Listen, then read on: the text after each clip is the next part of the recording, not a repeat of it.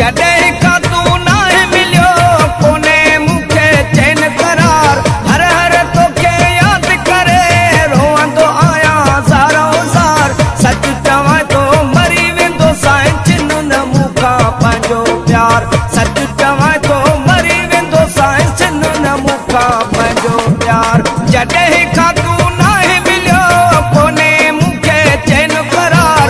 हर हर तोखे यादि करे रोअंदो आहियां ज़ारो ज़ार। सच चवां तो मरी वेंदो साईं चिन न मूंखां पंहिंजो प्यार। सच चवां तो मरी वेंदो साईं चिन न मूंखां पंहिंजो प्यार। गुलशन सोमरो।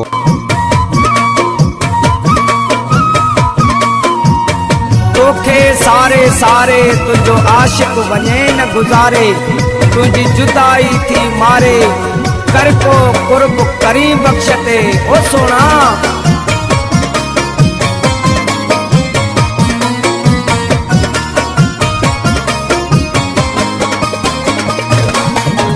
तोखे त सारिया वेठो हर हर कीअं विसारिया प्यार जा भाकुरा।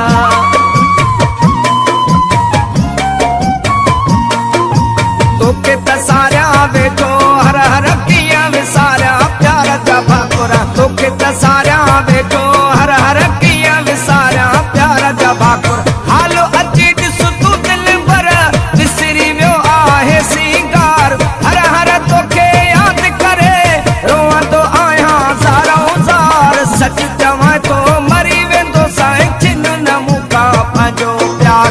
सच चवां तो मरी वेंदो साईं चिन न मूंखां पंहिंजो प्यार।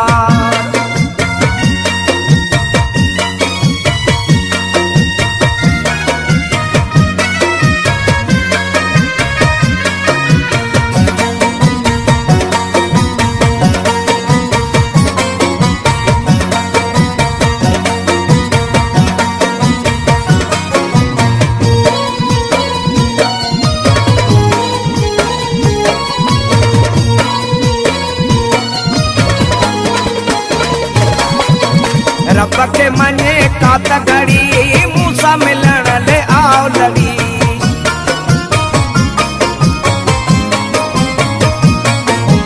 रब के मने का त घड़ी मूंसां मिलण ले आओ लड़ी। रब के मने का त घड़ी मूंसां मिलण ले आओ लड़ी।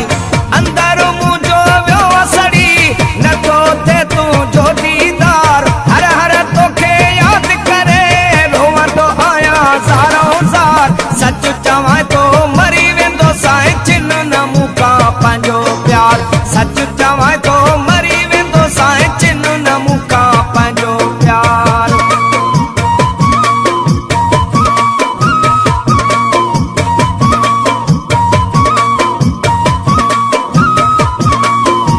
तोखां सवाइ सोहणा नथी मुंहिंजी सरे। मूंखां थी न परे अताला जमाली चवे।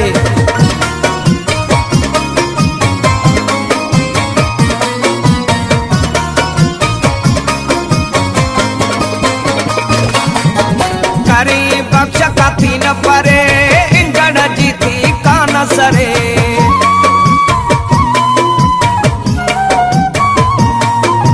करी बख्श का थी न परे इंजण जी थी कान सरे। करी बख्श का थी न परे इंजण जी थी कान सरे। मिल त मुंहिंजो हो चरे रुगो तुंहिंजो आहे इंतज़ार। हर हर तोखे यादि करे रोअंदो आहियां ज़ारो ज़ार। सच चवां तो मरी वेंदो साईं चिन न मूंखां पंहिंजो प्यार।